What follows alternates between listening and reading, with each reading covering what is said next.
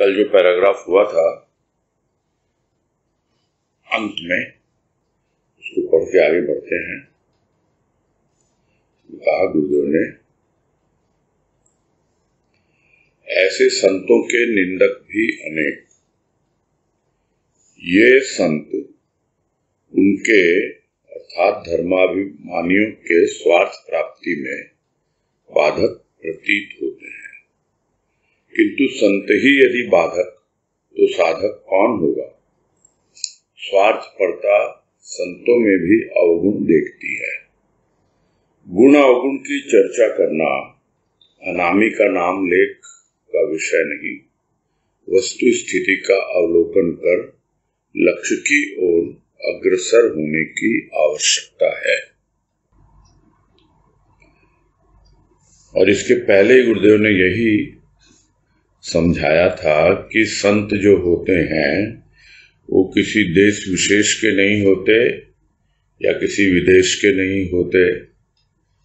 उनका हृदय तो बड़ा विशाल होता है, उनका हृदय बिल्कुल शीतल और प्राणदायक होता है और उनके संपर्क में आके हर कोई अपने जीवन में प्रेरणा पाता है। तो ऐसे संतों के निंदक भी अनेक होते हैं, क्योंकि उनको ऐसा लगता है, जो निंदक है वो क्यों निंदा करते हैं, उनको ऐसा लगता है कि उनकी स्वार्थ की प्राप्ति में ये बाधा पहुंचा रहे हैं। उनका स्वार्थ क्या है? अपने अभिमान का प्रदर्शन। इसीलिए गुरुदेव ने यहां उनको विशेषण यानी विशेषता बतलाई है कि धर्म के नाम पर वो अपना अभिमान प्रदर्शन करते हैं, धर्माभिमानी। तो ऐसे जो धर्माभिमानी हैं, उनको ऐसा लगता है कि ये संत हमारी स्वार्थ प्राप्ति में बाधक होते हैं, किंतु वो समझ नहीं पाते हैं कि संत तो स्पष्टवादी होते हैं। जो कुछ भी है वो स्पष्ट रूप से सामने रखते हैं। हाँ, यह अवश्य है कि संत की बातें सुनकर, उनकी वाणी से प्रेरित होकर लोग अपने स्वतंत्र मनन चिंतन में लगते हैं और किसी के पिछलग्गू नहीं होते या कि बस आंख मूंद के किसी को फॉलो करने लग जाएं। जिस तरह धर्माभिमानी जो होते हैं वो भीड़ इकट्ठी करते हैं और लोगों को इसी के लिए ही प्रेरित करते हैं और अपनी स्वार्थ सिद्धि करते हैं। इसी वजह से संत उन्हें बाधक प्रतीत होते हैं, किंतु वास्तव में यदि संत ही बाधा पहुंचाने लगे धर्म की राह पर, तो फिर सहायता कौन करेगा? संत तो साधक होते हैं और साधना संपूर्ण होने के बाद ही उन्हें संत की उपाधि दी जाती है। फिर भी लोग समझते हैं, क्यों? क्योंकि उनका स्वार्थ पूरा नहीं होता, इसलिए। दूसरी ओर संतों में कोई अवगुण होता नहीं है, किंतु फिर भी इन लोगों के भीतर जो स्वार्थ की भावना है, जो स्वार्थ पड़ता है, वो संतों में भी अवगुण ढूंढती है और जो नहीं है उसको भी दूसरे ढंग से प्रचार प्रसार करती है, क्योंकि वो अवगुण ही देखती है इन संतों में। अब संतों में क्या गुण है या अवगुण है, ये तो संत जाने, क्योंकि गुरुदेव कह रहे हैं यहां अपना उद्देश्य क्या है। अपना उद्देश्य इस लेख के द्वारा, जिसका शीर्षक है अनामी का नाम, उसके द्वारा जो भी हो रहा है इस संसार में, तो ठीक है। उस वक्त जब गुरुदेव ने यह लिखा, उस वक्त संसार जो बाहर का था जिसके बारे में उन्होंने लिखा है कि लोग अपनी स्वार्थपरता के लिए बाधक बन जाते हैं, अवगुण खोजने लगते हैं और अवगुण की ही बार बार चर्चा करते हैं। किंतु अभी यदि देखें कि अपना संसार क्या है, क्योंकि उसके बाद तो काफी समय निकल चुका है।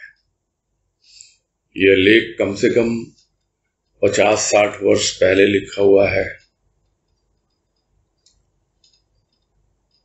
तब संसार कुछ और था, अब संसार कुछ और है। कहने को तो संसार पूरा विश्व है, किंतु हमारा संसार क्या है? हम अपना संसार शुरू करते हैं अपने परिवार से, और वो परिवार धीरे धीरे अब व्यापक हो गया है। उसने सत्संगी परिवार का रूप ले लिया है। यानी अब हमारा संसार यह सत्संग है, यह सत्संगी परिवार है। तो इस संसार में यदि कोई अपनी स्वार्थ सिद्धि के लिए दूसरे के भीतर अवगुण ढूंढेगा, तो वास्तव में गुरुदेव यही कह रहे हैं कि ये गलत राह पर चल रहे हैं। फिर भी संत तो अपनी राह चले जाते हैं। उनका उद्देश्य उन लोगों की निंदा स्तुति नहीं करना होता, जो पहले भी गुरुदेव ने बताया कि यदि कोई संतों की निंदा स्तुति करता है, अनामी के प्यारों की निंदा स्तुति करता है, तो भी उन्होंने कभी उसकी परवाह नहीं की। इसलिए इस लेख को पढ़कर हमें देखना है, समझना है कि वास्तव में जो स्वार्थपरता है वो किसी और की नहीं है, वो हमारी अपनी ही स्वार्थ सिद्धि हमें आगे बढ़ने में बाधक हो रही है। अन्यथा संत कभी बाधक नहीं होता। संत तो साधना में प्रेरित करता है और जितनी बाधाएं हैं उनको दूर करता है, क्योंकि संत स्वयं साधक होकर सिद्ध हुआ है, अपने लक्ष्य तक पहुंचा है, लक्ष्य प्राप्ति की है, और अपने भीतर जो स्व की उपलब्धि, जो पहले भी गुरुदेव ने बताया इस लेख में, उन्होंने स्वयं को सिद्ध किया है। तो यह जो वस्तु स्थिति है उसका अवलोकन हमें करना है, क्योंकि हम बहुत जल्दी अपने आप को समझ लेते हैं कि भाई ये जो बाहर के खेल हो रहे हैं धर्म के नाम पर, जो धर्माभिमानी है, तो ऐसा नहीं है कि इस संसार में हमारा जो छोटा सा संसार परिवार का है उसमें भी अभिमानी नहीं होंगे। तो हमको खुद को समझना है और वस्तु स्थिति का अवलोकन कर अपने लक्ष्य की ओर अग्रसर होना है। इन सब गुण अवगुण के ऊपर ध्यान न दे करके, इनकी चर्चा नहीं करके, हमें तो वस्तु स्थिति का अवलोकन करना है और अपने लक्ष्य की ओर अग्रसर होना है। यही गुरुदेव यहां पर हमें समझा रहे हैं। आगे कह रहे हैं आज कि अग्रसर यूं ही व्यक्ति नहीं हो पाता। अग्र अर्थात आगे, सर अर्थात मस्तक रखना, अर्थात शरणागति प्रभु की या प्रकृति की, यह व्यक्ति स्वयं निर्णय करे। प्रकृति यदि सुख वृद्धि करती है तो त्रस्त भी। प्रभु तो आनंद दाता है तथा सुख दुख के द्वंद्व से बचाता है। प्रभु है कहां? उत्तर है, कभी खोजने का प्रयास भी किया? यदि नहीं तो है कहां यह प्रश्न ही निरर्थक है। प्यासा कुआं खोदता है, अभागा भाग्य खोजता है। जल नीचे, जल ऊपर, भाग्य नीचे, भाग्य ऊपर, यही बात प्रभु की, प्रकृति की। खोजने वाला मिट्टी में भी सोना खोज लेता है, भक्त भी मिट्टी में भगवान खोज लेता है। आज मिट्टी में भगवान को मिलाने वाले अनेक हैं, मिट्टी में भगवान को खोजने वाले अति अल्प। और इस पैराग्राफ में, जिसे हम कह सकते हैं कड़वा सच, या शुद्ध हिंदी में कहें तो अच्छा लगता है कटु सत्य, क्योंकि संतों का काम है सत्य से अवगत कराना। अब यदि कोई यह कहता रहे कि भाई भगवान है कहां, और किसी ने प्रश्न भी किया था कि आप लोग कहते हैं भगवान को प्रेम करो, प्रभु को प्रेम करो, है कहां प्रभु? जो दिखलाई नहीं देता उसको कैसे प्रेम करेंगे? जबकि जो दिखलाई देते हैं हमारे घर परिवार वाले, संसार वाले, उनको तो हम प्रेम कर सकते हैं क्योंकि वो दिखते हैं। जो दिखता ही नहीं उसको कैसे प्रेम करें? और इन्हीं सब बातों में उलझा रहता है प्राणी, क्योंकि शुरुआत ही नहीं करता। शुरुआत क्या है कि आगे बढ़ना है, अग्रसर यदि होना है तो सबसे पहले अपने प्रभु के चरणों में मस्तक रखना है। अब फिर कोई बोले कहां है प्रभु, तो जिस रूप में भी, जिस नाम से भी हम उसे समझते हों, हम उसके चरणों में मस्तक रख दें, अर्थात उसकी शरणागति ले लें, उसकी शरण में चले जाएं। अब यह जो शरणागति है, प्राणी सोचता तो यही है मैंने प्रभु की शरणागति ले ली, किंतु वास्तव में उसने किसकी शरणागति ली है? प्रभु की ली है या प्रकृति की ली है? यह उसको समझना है, क्योंकि हम समझते हैं हम उसकी पूजा कर रहे हैं। किससे पूजा कर रहे हैं? धूप दीप जलाकर पूजा कर रहे हैं, माला चढ़ा रहे हैं, प्रसाद लगा रहे हैं। तो ये सब क्या है चीजें? ये तो प्रकृति प्रदत्त है। तो जो चीज हम प्रकृति से लेंगे उसकी पहुंच प्रकृति तक ही होगी। तो इस तरह हमें समझना है कि हम किसकी शरण ले रहे हैं, हम किसकी पूजा कर रहे हैं, प्रभु की कर रहे हैं या प्रकृति की कर रहे हैं। तो यह निर्णय तो हमारा होगा, किंतु इतनी समझ हमको है नहीं, क्योंकि हम उस नाम को ही अनामी मान बैठे हैं, उस तस्वीर को ही भगवान मान बैठे हैं। तो वो तस्वीर क्या है? वो तो एक संकेत मात्र है।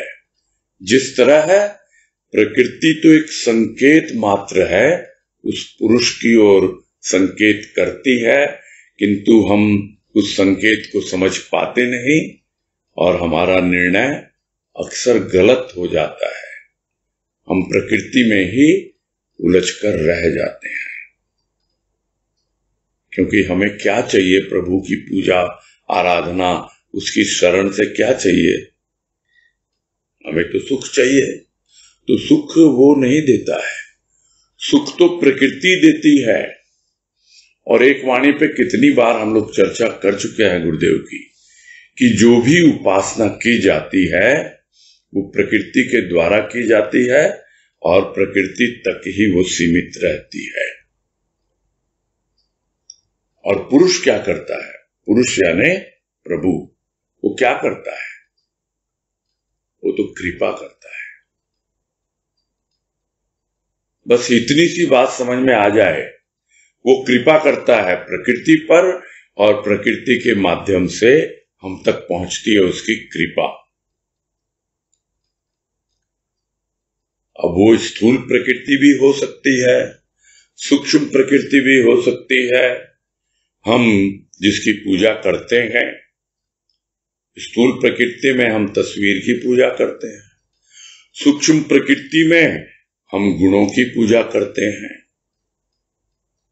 फिर वही बात आ गई कि गुण की पूजा तो ठीक, किंतु गुण ग्राहकता ही पूजा है।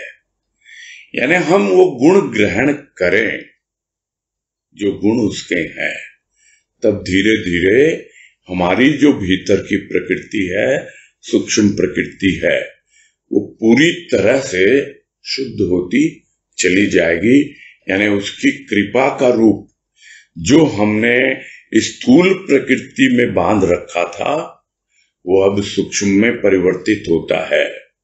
अब हमारी यात्रा नाम से अनामी की ओर होती है और धीरे धीरे वो अनामी, जिसे हम कुछ भी कहें, उसे पुरुष कहें, उसे प्रभु कहें, कुछ भी कहें, तब पता लगता है।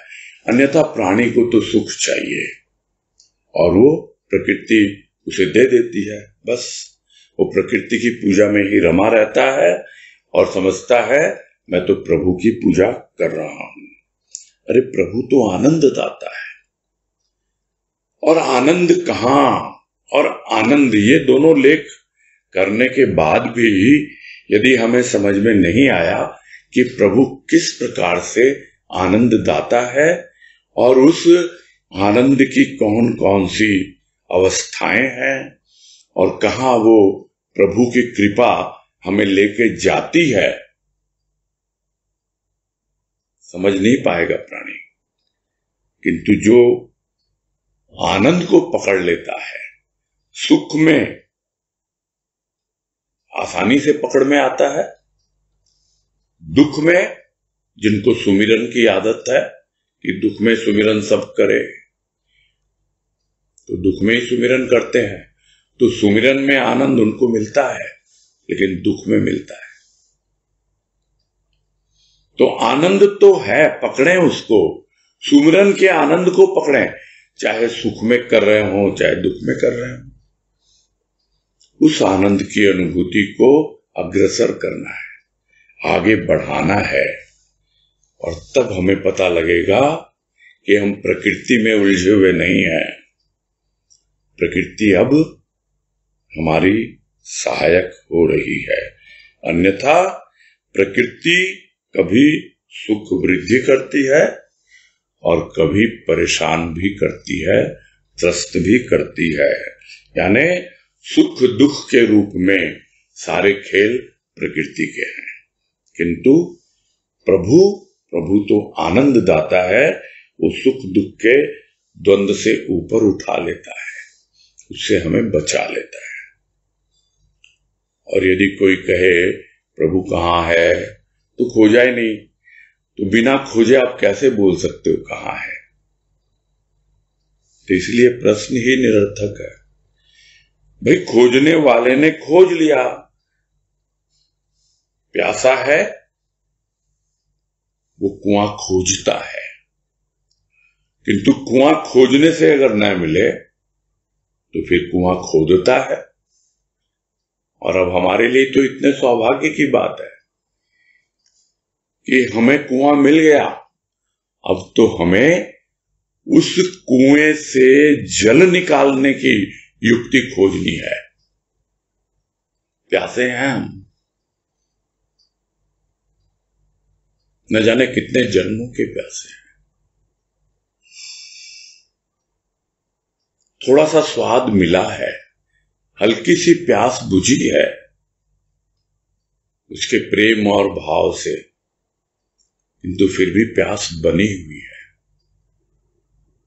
तभी तो भक्त पुकारता है। भजन की लाइनें याद आ गई कि ये है मेरे दिल की पुकार प्रभु, मुझे अपने ही चरणों में रहने दो। यानी जिस शरण को मैंने लिया, अग्रसर हुआ, मैं उसको छोड़ना नहीं चाहता हूं, उन्हीं चरणों में रहना चाहता हूं। प्यासा हूं कितने जन्मों का, मुझे भाव का रस तुम पीने दो। पीने दो, तुम पिला रहे हो, हम पी रहे हैं, लेकिन वो कहता है मैंने तो तुम्हें स्वाद दे दिया, पिला भी दिया, कुआं तेरे बगल में है, तेरे भीतर है, खोज तू। और उस युक्ति के द्वारा, खोज के द्वारा उसका रसपान कर, उस भाव का, प्रेम का। तो कुआं खोदता है प्यासा, एक बाहर खोदता है और एक भीतर खोदता है, और बहुतों को खोजने से मिल भी जाता है, और मिल जाता है तो फिर बहुत आसान हो जाता है उसके लिए, क्योंकि अब उसे रस निकालने की, प्यास बुझाने की युक्ति आ गई। अभागा भाग्य खोजता है, मिल गया वो, अब हम अभागे नहीं हैं, हमें भाग्य विधाता मिल गया। तब फिर हम कहते हैं प्रभु मुझे अपने चरणों में रखना, अपनी शरण में रखना। फिर भजन की पंक्ति याद आ रही है, रखना अपनी शरण में हमको सतगुरु भाग्य विधाता, भूले से भी न भूले तुमको हे भावों के दाता। तुम तो भावों के दाता, भूल कर भी तुम्हें ना भूलें, हमें अपनी शरण में हमेशा रखना तुम। अब अभागा नहीं हूं मैंने भाग्य खोज लिया, अब प्यासा नहीं हूं मैंने कुआं खोज लिया। हाँ, खोदने की युक्ति या प्यास बुझाने की युक्ति सीखनी होगी तुमसे, और तुम सिखा रहे हो। क्या सिखा रहे हो? कि जल नीचे जल ऊपर, यानी ऊपर तो वो आनंद घन है, वर्षा कर रहा है ऊपर से, और तुम्हारे भीतर ही आनंद का वो स्रोत बह रहा है नीचे, यानी गहराई में। उसी तरह भाग्य नीचे भाग्य ऊपर। कहने को तो भाग्य के झूले में दुनिया झूलती रहती है, और इतना तक कहती है, क्या भाग्य से ज्यादा और समय से पहले किसी को कुछ नहीं मिलता। आप सब लोगों ने सुना होगा, किंतु सद्गुरु भाग्य से ज्यादा भी देता है और समय से पहले भी देता है। ये हम सबका अनुभव है। हम तो अभागा मान बैठे थे स्वयं को, और कभी हमारा भाग्य नीचे जाता था, कभी ऊपर जाता था। सेंसेक्स की तरह, जो स्टॉक एक्सचेंज का सूचकांक है, कभी ऊपर कभी नीचे। किंतु अब हमने ऐसी जगह इन्वेस्ट किया है जहां पर हमारा भाग्य सौभाग्य में बदल रहा है।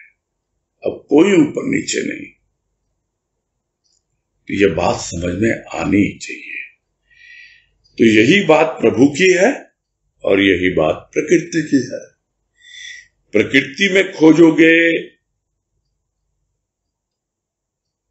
तो ऊपर नीचे होते रहोगे। प्रकृति परिवर्तनशील है, किंतु यदि प्रभु को पकड़ लोगे, उस अनामी की ओर बढ़ चलोगे, तो फिर अपने आप स्पष्ट होता चला जाएगा। खोजने वाला तो मिट्टी में सोना भी खोज लेता है, उसी प्रकार भगवान को खोज लेता है भक्त। मिट्टी में अर्थात मूर्ति में खोज लेता है, एक मूर्ति बना लेता है जो मिट्टी थी, क्या पत्थर हो गई थी? पता नहीं। अपने हृदय की भूमि क्या थी? लगता है बिल्कुल पत्थर ही थी। दुनिया का व्यवहार जन्म जन्मांतर से इतनी चोटें सहते सहते, किंतु जब सौंप दिया उस हृदय को अपने प्रभु को, और वो संतरास बनकर, मूर्तिकार बनकर उस पत्थर में से अपनी ही मूर्ति उकेर देता है, उभार देता है। उसके पहले हमने कभी अपने दिल का महत्व नहीं समझा था, कभी अपने दिल को नहीं पूजा था। हम तो उस तस्वीर को ही पूज रहे थे और चाह रहे थे कि वो मूर्ति हमारे भीतर प्रतिष्ठित हो जाए, किंतु हो नहीं पा रहा था। संत्रस्त थे हम प्रकृति से। तब वो संतराश आया और उसने तराशा हमारे भीतर को, अंतःकरण को, हमारे हृदय को, और उसमें से अपनी ही मूर्ति प्रकट कर बैठा। तो खोज लेता है, मिल जाता है भक्त को भगवान। किंतु कुछ लोग ऐसे भी हैं जो आज भगवान को ही मिट्टी में मिलाने में लगे हुए हैं। यानी जो कुछ भी उस अनामी की कृपा से, उस भगवान की कृपा से मिलता है, प्रेम और भाव, उसको भी स्थूल के कार्यों में, इन सब में मटिया मेट करने में लगे हुए हैं। और फिर मिट्टी में भगवान को खोजने वाले, अपने दिल में उसकी मूर्ति प्रतिष्ठित करने वाले, अपने दिल में खोजने वाले कितने होते हैं। जो खोजते हैं वो उसकी कृपा से 2 पंक्तियां लिख भी देते हैं कि अपने दिल को कभी पूज के देखो तो सही, उसकी आंखों में कभी डूब के देखो तो सही। उसका आमंत्रण है, मेरी आंखों में देख, उसकी आंखों में कभी डूब के देखो तो सही, अपने दिल को भी कभी पूज के देखो तो सही। बुद्ध को पत्थर से उबरने में वक्त लगता है, प्रभु को दिल में बसाने में वक्त लगता है, सर को कदमों पे झुकाने में वक्त लगता है। पता नहीं क्यों भजनों की ये सब पंक्तियां याद आ जाती हैं, क्योंकि लोग लगे हुए हैं उस भगवान को मिट्टी में मिलाने में। ये तो कोई जिस पर कृपा होती है वो उस मिट्टी में भी भगवान खोज लेता है, अपने हृदय को उसका मंदिर बना लेता है। आगे कह रहे हैं, देव मूर्तियां भी तो मिट्टी पत्थर की बनी हुई हैं, इनकी पूजा होती है, भोग लगता है।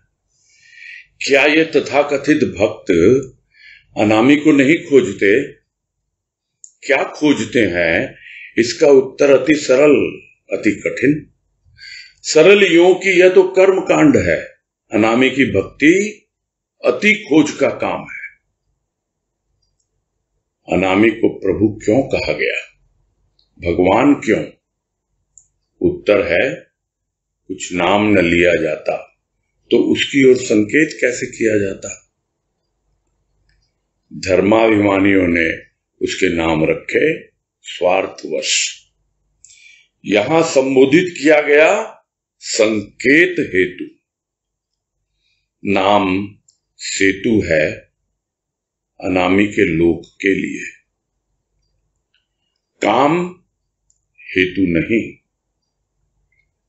नाम अनामी का तो प्राण प्रिय है, नाम अमूर्त की मूर्ति बनाता, प्राणों में आनंद की झंकार झंकृत करता, हृदय के झूले में प्रभु को झुलाता, रोम रोम में हर्ष की हिलोरें उठाता, जीव को शिव का बोध कराता, लोक परलोक को एकाकार करता, जन जन में प्रीति वर्षण करता, विकारों को अविकारी को समर्पित करता, इस नाम की महिमा अवर्णनीय है। लेखनी कागज पर किंतु नाम हृदय पर लेख लिखता है जो अमिट है, अमर है। और इस अंतिम पैराग्राफ में पूरे लेख का सार जो हर बार गुरुदेव करते हैं, उपसंहार जिसे कहा जाता है, वो कह रहे हैं जो टॉपिक चल रहा है कि मिट्टी में भगवान को खोजने वाले तो बहुत कम हैं, मिट्टी में भगवान को मिलाने वाले अनेक हैं। तो लोग तो कहेंगे जिन्होंने मंदिर उजाड़ दिए, मूर्तियों को नष्ट कर दिया, वही लोग मिट्टी में मिलाने वाले हैं भगवान को। किंतु वास्तव में जब देखा जाए तो लोग देव की मूर्तियां तो बना ली, वो मिट्टी और पत्थर से बना ली, बनी हुई है, इनकी पूजा भी होती है, भोग भी लगता है। तो फिर क्या ये जो भक्त कहलाते हैं, अपने आप को भक्त समझते हैं, तथा कथित भक्त, वो अनामी को नहीं खोजते, खोजते हैं या नहीं खोजते? और यदि खोजते भी हैं तो क्या खोजते हैं? कौन इसका उत्तर देगा भाई? ये तो वही जाने। किंतु जो दिखलाई देता है और जो वस्तु स्थिति है वो यही बतलाती है कि ये तो कर्म कांड में ही उलझे हुए हैं। यदि अनामी को खोजते, उसकी तो प्रोसेस ही अलग होती है। भले ही शुरू होती है स्थूल रूप से, मिट्टी पत्थर से बनी हुई मूर्ति से या एक कागज के टुकड़े से तस्वीर के रूप में, किसी भी तरीके से शुरू होती है, किंतु जो कर्म कांड में लगे हुए हैं बस वहीं तक सीमित कर देते हैं और अपने आप को भक्त मान बैठते हैं। इसलिए उत्तर तो बहुत सरल है, ये कर्म कांड है। कठिन इसलिए है कि इस तरह बोलने से बहुत जल्दी परेशान हो जाते हैं ऐसे लोग, चिढ़ जाते हैं। जो ऊपरी आडंबर में लगे हुए हैं, ऊपरी पूजा को ही सब कुछ मान बैठे हैं, उनको यदि कह दो कि कर्म कांड में लगे हुए हो तो नहीं स्वीकार करते हैं। सरल तो है, दिखाई पड़ रहा है कि कर्म कांड में है, किंतु कठिन है इनको समझाना। दूसरी ओर कठिन इसलिए भी है कि जो अनामी की भक्ति करेगा उसको तो बहुत गहराई में खोजना पड़ेगा, अति खोज। कर्म कांड में कोई खोज नहीं है, बस ये कर दिया वो कर दिया और हम खुश हो जाते हैं। प्रभु ने हमसे सेवा ले ली, हमने अभिषेक कर दिया, हमने उसको वस्त्र पहना दिया, हमने उसकी माला बना दी, हमने माला चढ़ा दी। ये सब काम भी होते हैं, आवश्यक हैं, किंतु यदि यहीं तक हम सीमित रह गए तो फिर हमारी खोज कहां है? वो कर्म कांड ही है, खोज नहीं है। अनामी की भक्ति अगर कोई करेगा, उस मूर्ति की भक्ति हो रही है, किंतु उस मूर्ति के पीछे, उसके अंदर, उसके प्राणों में जो बसा हुआ है अनामी, उसकी खोज तो बहुत गहराई में है। इसे गुरुदेव यहां कह रहे हैं अति खोज का काम है। अब प्रश्न उठ सकता है कि आप एक और तो उसको अनामी कहते हो, फिर भी उसको प्रभु का नाम दे रहे हो, भगवान का नाम दे रहे हो, तो आखिर ये क्या कर रहे हो भाई आप? तो गुरुदेव समझा रहे हैं इधर, उत्तर यही है कि अगर कोई नाम नहीं दिया जाता तो उसकी ओर संकेत कैसे होता? तो नाम तो एक संकेत मात्र है, और हम उस नाम के पीछे दीवाने हो रहे हैं। अरे नाम के पीछे जो अनामी है, और नाम से अनामी की जो यात्रा, वही तो खोज है। उस खोज में क्या क्या तुमने पाया है, क्या क्या अनुभव किया है, उसको यदि कोई समझ पाए और उस प्रोसेस में उसकी कृपा का अनुभव कर पाए, तब जाकर उसे सब बातें समझ में आए। अन्यथा देखा गया है, कुछ नाम रख दिए, स्वार्थवश रख दिए, किंतु यहां पर जो नाम रखा गया है, चाहे भगवान, चाहे प्रभु, चाहे संत नंदलाल, चाहे बाबा बलदेव, कुछ भी नाम रखा गया है, वो सिर्फ संबोधन और संकेत के हेतु रखा गया है। अन्यथा वो तो अनामी है। और नाम सेतु है, यानी एक पुल का काम करता है। आपने नाम को पकड़ा, इस सिरे पे नाम और उस सिरे पे अनामी, हम कहां हैं? यदि हम अभी शुरू ही नहीं कर पाए तो हम एक एंड पर हैं और दूसरे एंड पर वो है, और अब हमें उस नाम का सेतु लेके आगे बढ़ना है। कहां के लिए?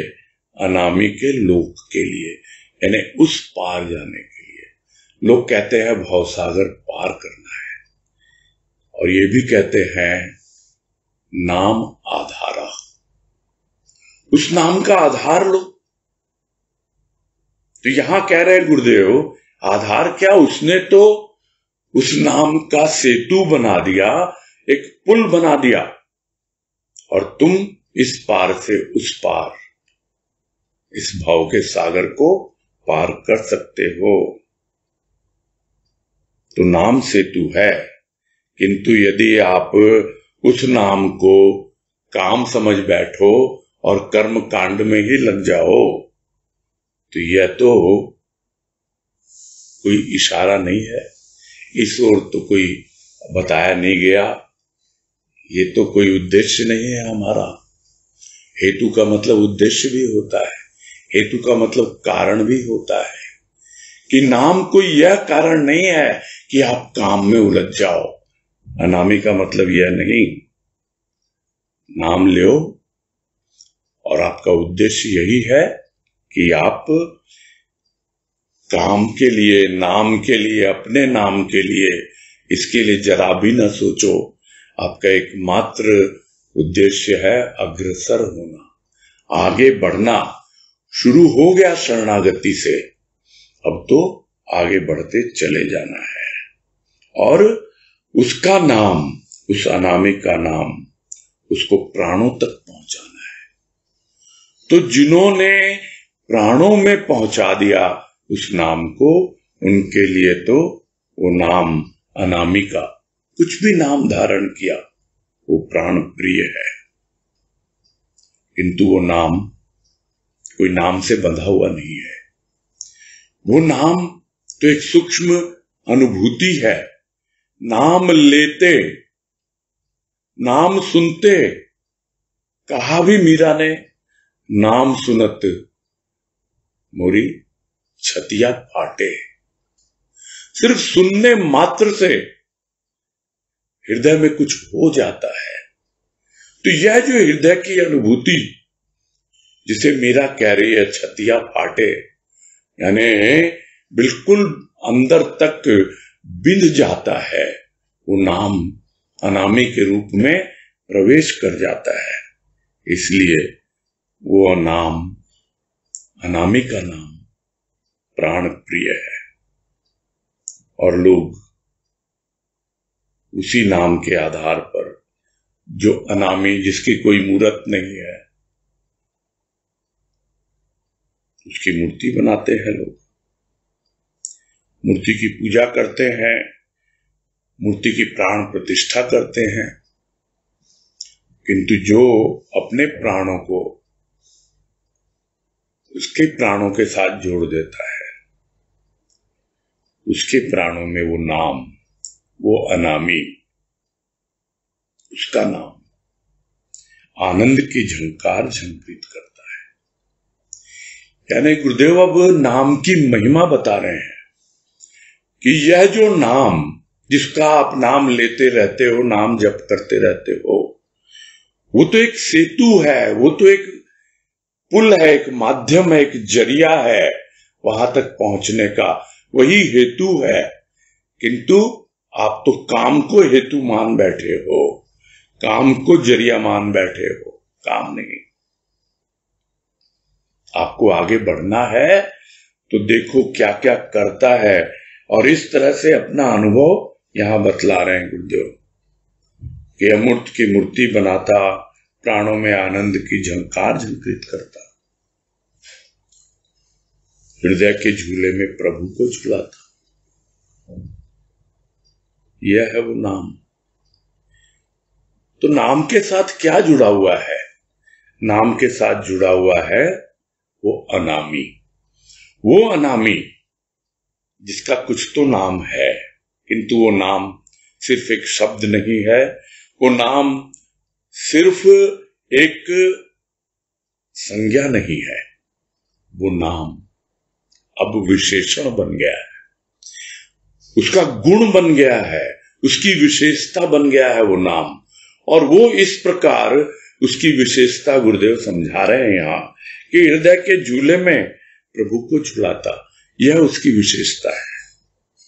रोम रोम में हर्ष की हिलोरें उठाता है, यह उसकी विशेषता है। और यहां तक कि जीव को शिव का बोध करा देता है, यह उसकी विशेषता है उस अनामी की, अनामी के नाम की। क्या हम यह अनुभव कर पाते हैं? अब उसे लोक और परलोक किसी की भी कोई परवाह नहीं, कोई चिंता नहीं, क्योंकि इस लोक में ही परलोक का अनुभव कर लेता है और परलोक के बारे में सोचता ही नहीं। जहां है उसी को स्वर्ग बना लेता है, तो फिर स्वर्ग की क्या बातें करे वो? दोनों को एकाकार कर दिया। न स्वर्ग है, न नरक है, न ये लोक है, न कोई परलोक है। जहां है हमारे लिए तो वही उसका लोक है, वही भाव लोक है, वही प्रेम लोक है।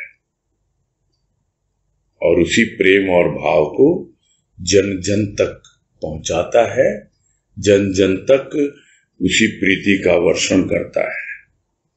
और यदि कोई विकार उठते भी हैं उसके भीतर, तो उस अविकारी यानी उस अनामी को समर्पित करता चला जाता है।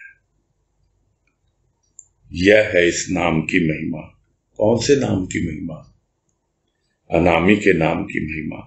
किंतु अब वो नाम नहीं रहा, अब वो नाम गुण में परिवर्तित हो गया। अब वो गुण पूजा का विषय नहीं रहा, अब वो गुण धारण का विषय हो गया।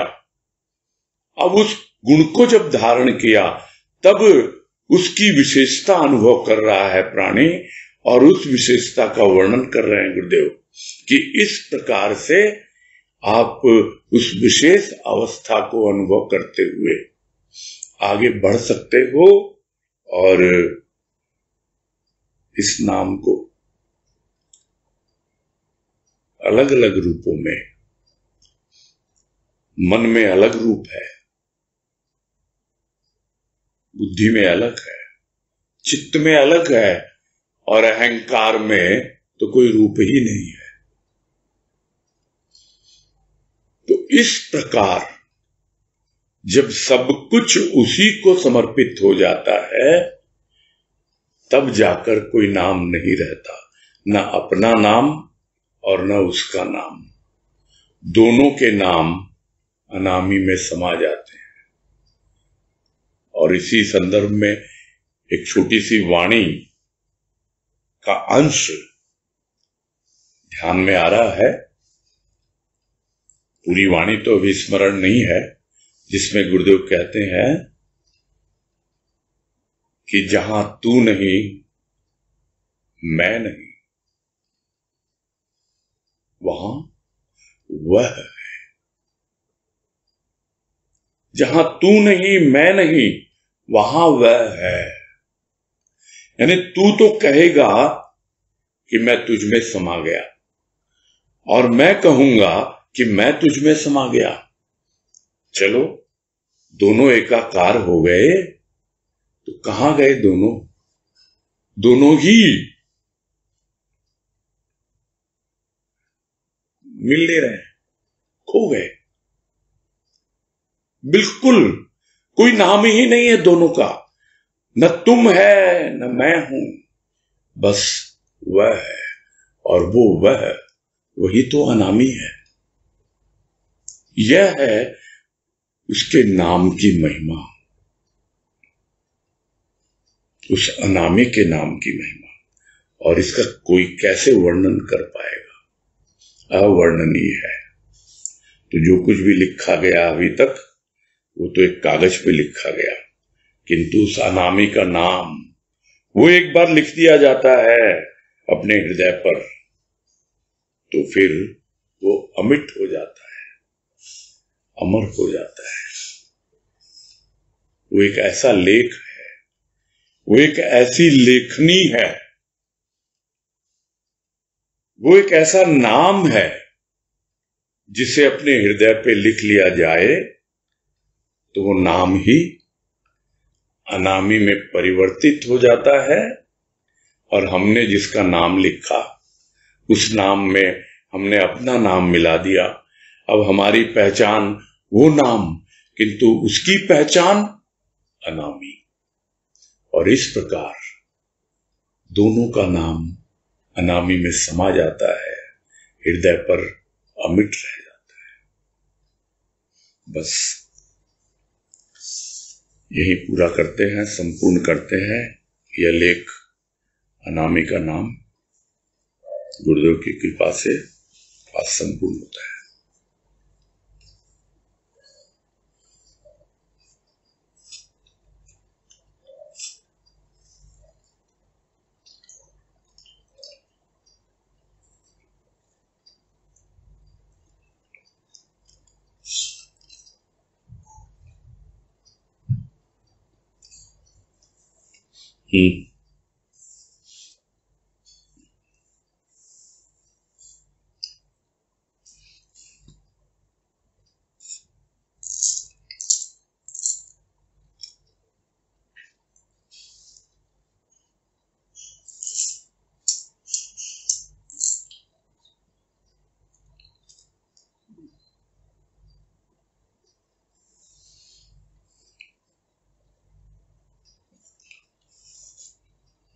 अनीता तुलसियान।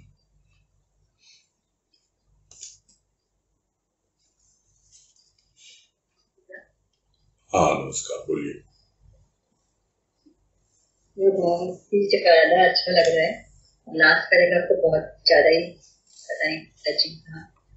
और इसमें आप सेकंड लास्ट पैराग्राफ में जो वो मूर्ति और उसका बता रहे बात, इसमें आप एक वर्ड यूज कर रहे थे 2 बार, आप संतरास आया कि समझ में नहीं आया वो क्या मतलब हुआ, क्या एग्जैक्टली? उर्दू शब्द है जिसमें मूर्तिकार को संतराश कहा जाता है। आपने सुना है कि नहीं? संतराश, तराशने वाला। मूर्ति तराशता है ना, उसको संतराश कहते हैं। संतराश कहते हैं। वो संतराश उससे हुआ है, और उसको अगर गहराई में समझे तो संतराश एक्चुअल में संग का मतलब होता है पत्थर। उर्दू में बोलते हैं ना, संग दिल है ये इंसान, संग दिल का मतलब क्या है? पत्थर दिल है। पता नहीं आप लोगों ने ये सब ध्यान दिया है कि नहीं। संग दिल का मतलब होता है पत्थर दिल, संग। तो संग तराश जो होता है वो उस पत्थर को, संग यानी पत्थर को तराशने वाला होता है। तो जो प्राणी संत्रस्त है, जिसका दिल पत्थर सा हो गया है, वो यदि अपने पत्थर से दिल को, उस संतराश को, उस मूर्तिकार को सौंप दे, कैसे? उसकी आंखों में देखकर उसको आमंत्रण उसका स्वीकार करे और अपने भीतर बुला ले, तब जाकर धीरे धीरे उस पत्थर से एक बुद्ध उभरता है, रूप लेता है। यही कहने का भाव था, जो भजन की लाइन भी उसी संदर्भ में रखी गई। क्लियर हो गया? हाँ भैया, हो गया।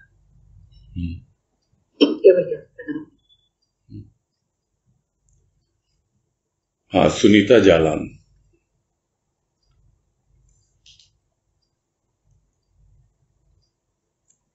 हरिओम भैया। हाँ हरिओम, बोलिए। प्रणाम भैया। आज का जो आया था, अग्रसर यूं ही व्यक्ति नहीं हो पाता, अग्र रखना। तो इसमें ये जो बात आई थी ना, प्रकृति यदि सुख वृद्धि करती है तो त्रस्त भी करती है। हाँ जी। तो आपने बताया था कि हम स्वयं पहले देखें कि हम प्रकृति की पूजा कर रहे हैं कि परमात्मा की पूजा कर रहे हैं। हाँ जी। और प्रकृति के माध्यम से परमात्मा की पूजा को पकड़ना है हमें, मतलब उसको खोज करना है। तो फिर वो हमारा ऊपर नीचे नहीं होगा, जैसे कभी ऊपर जाता है हमारा, कभी नीचे जाता है, वैसे।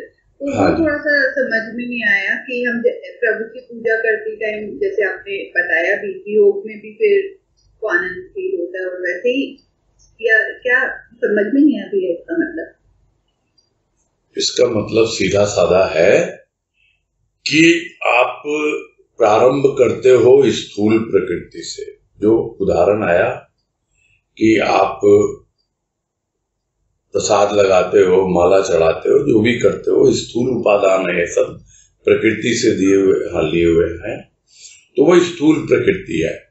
फिर जब आपकी सूक्ष्म प्रकृति उससे जुड़ती है, तब क्या है, यानी आपके भीतर जो भी प्रेम है, भाव है, जैसा भी है, थोड़ा है, कम है, ज्यादा है, उस सुख में भी आपने कुछ आनंद की अनुभूति की है, दुख में भी कुछ आनंद की अनुभूति की है, तब जाकर आप उस प्रभु को अनुभव करेंगे कि हाँ, यहां पर भी वो प्रभु मुझे आनंद दे रहा है।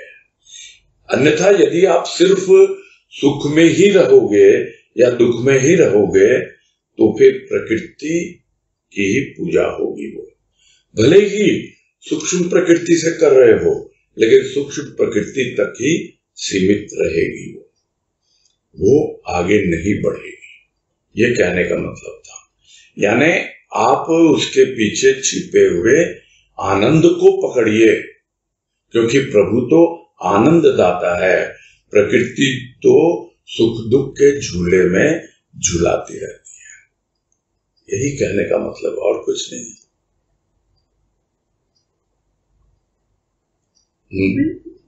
लेकिन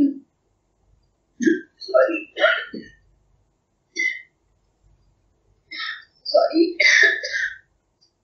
नेक्स्ट टाइम पूछती हूँ, गले में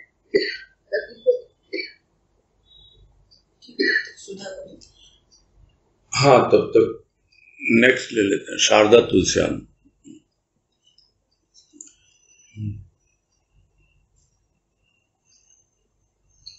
हाँ, प्रणाम भैया। हाँ नमस्कार, बोलिए।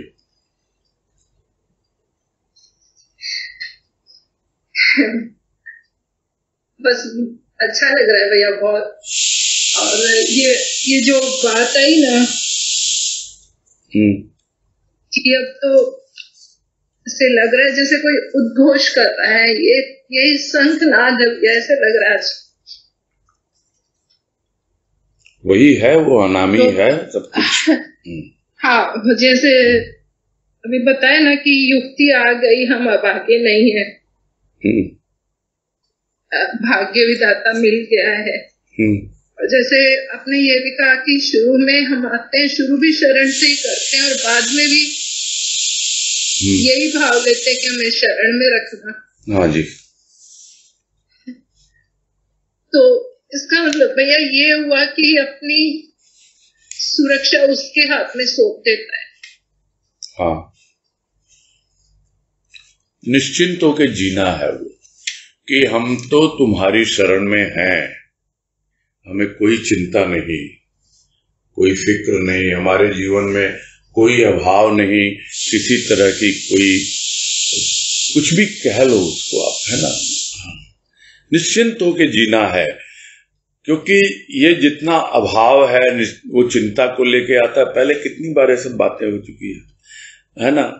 तो शरणागति बड़ी आसानी से एकदम, जिसको कहा गुरुदेव ने कि सर को आप उसके आगे झुका दो, बस यही तो शरणागति है। तो जितना सिर का बोझ है वो उसके चरणों पे अपने आप चला जाता है। ये इतनी सुंदर टेक्निक गुरुदेव ने समझाई है ना। बस उसको अपना के रखें जिंदगी भर और आगे बढ़ते चले जाएं। नाम को पकड़ लिया और वो नाम जो हमारे लिए एक सेतु बन गया, और हम धीरे धीरे अब सूक्ष्म में उसको अनुभव करते हुए अनामी तक पहुंच रहे हैं। इतना सही तो है और कुछ नहीं है। ये अंतिम पैराग्राफ पूरे लेख का सार है, वही शुरू में कहा, उसमें सब चीजें समझ में आ जाती हैं। शुरुआत भी शरणागति से होती है और शरणागति हमेशा बनी रहती है।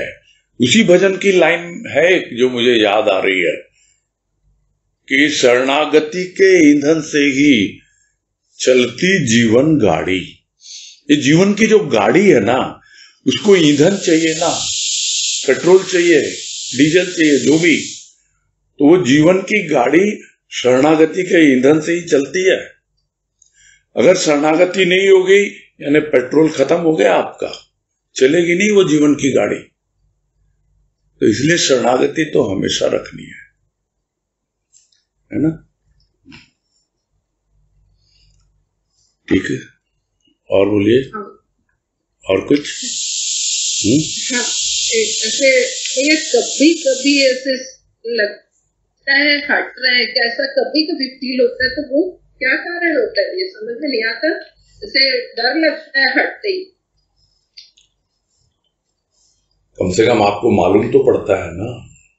बहुत बड़ी कृपा है ये। हाँ। ये बहुत बड़ी कृपा है, नहीं तो लोग उलझ जाते हैं और उनको पता ही नहीं लगता और बाद में अफसोस करते रहते हैं, अरे ऐसे इतना समय मैंने निकाल दिया, पता नहीं लगा मेरे को। लेकिन आप जो ही हटते हो तुरंत वो भीतर वाला आपको जगा देता है। बहुत बड़ी कृपा है वो, तो मैं तो कहूंगा, है ना। कोई सोचना नहीं चाहिए इसके बारे में। होता रहता है थोड़ा थोड़ा बीच बीच में, सबके साथ होता है, लेकिन तुरंत वापस आ जाओ आप तो शरण में, फिर सुरक्षित हो जाओ, बस, है ना। ठीक है, हरिओम। हाँ, तनुश्री शर्मा।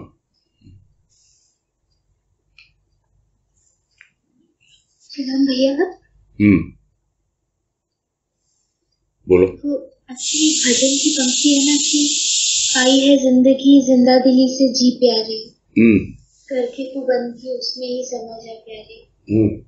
तो एक बार आपसे चर्चा हुई थी तो आपने बताया था कि हम हमेशा डरते ही रहते हैं कि ये ना हो जाए, वो नहीं हो जाए। तो हमको एक जिंदा दिल भी होना चाहिए कि हम रिस्क लेने के लिए या जो भी हो उसको फेस करने के लिए भी तैयार हो।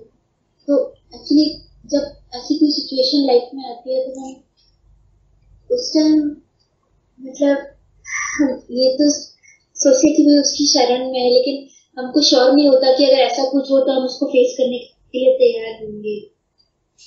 देखो, हमको जो करना वो तो करना ही होगा ना, उससे आप मुंह नहीं मोड़ सकते, भाग नहीं सकते। इसीलिए लोग कहते हैं कि ये सब क्या है, पलायनवाद है। पलायनवादी नहीं है हम पुरुषार्थी हैं। हम पुरुषार्थ कर रहे हैं।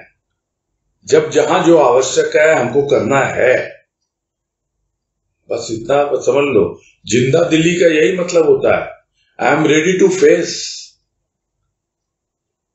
बस अचिंता नहीं है, फिक्र नहीं है।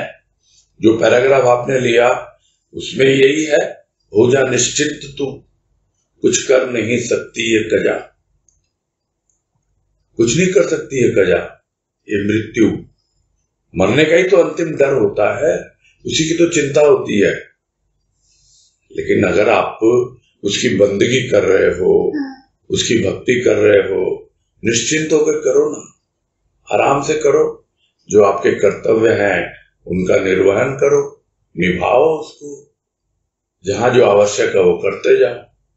कोई भय नहीं है, फिर निर्भय होकर जीते हैं, कोई डर नहीं है। और होगा तो ठीक है, सीखेंगे ना, मालूम तो पड़ेगा कि हमसे कोई गलती हुई। तो ये बातें तो हमेशा होती रहती हैं। गलतियों को भूल जाएं, उनसे मिली सीख को याद रखें। अभी कोटेशन ने डाला था कुछ दिन पहले, ठीक है ना।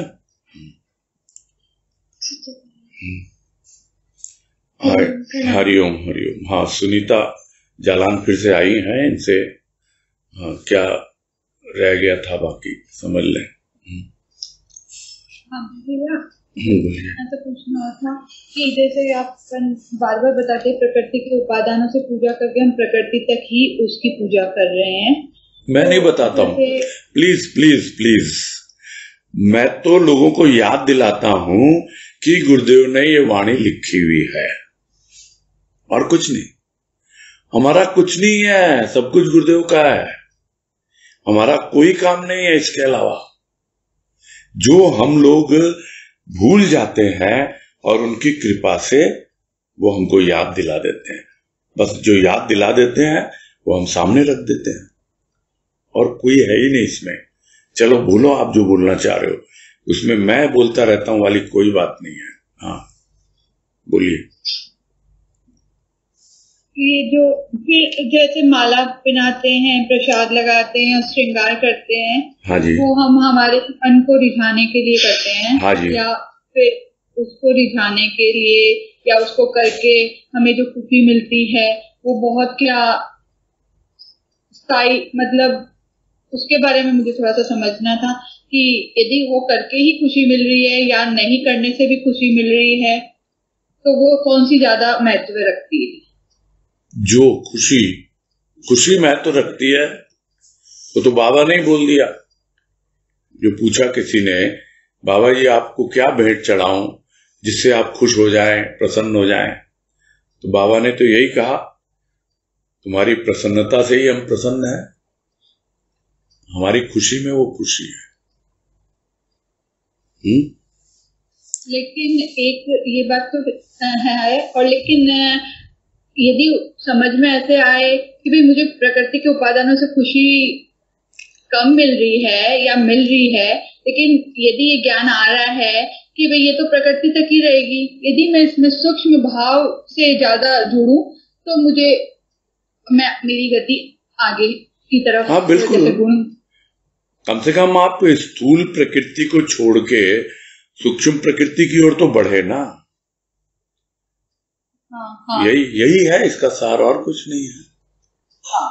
बस लेकिन वो भी प्रकृति है, वो भी प्रकृति है, ये समझना है, वो सूक्ष्म प्रकृति है। हाँ ठीक है ना। ठीक है।